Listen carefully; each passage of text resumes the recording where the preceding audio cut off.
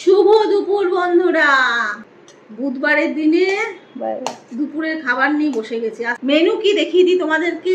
এই যে মেয়ের জন্য চিকেন পাইটি, এটা কমন, তোমরা জানোই। পেঁপে সেদ্ধ দিয়েছি আর উচ্ছে আলু ভাজা, উচ্ছে বেশি আলু কম। ওর ফেভারিট ঘি দরাজ হাতে দিয়ে দেবো আজকে, এই দিয়ে আমার মেয়ে খাবে। ডাল ফাল কিছু নেই ওর। আর উচ্ছে আলু ভাজা তো আমার রয়েছে। আর এই যে আছে মাছের ঝোল আলু পেঁপে দিয়ে। কি মাছ?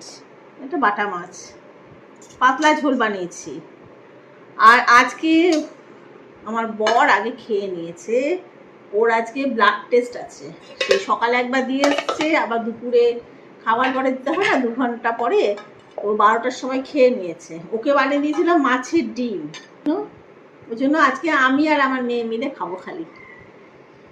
তো চলো খাবারটা খেয়ে নিই।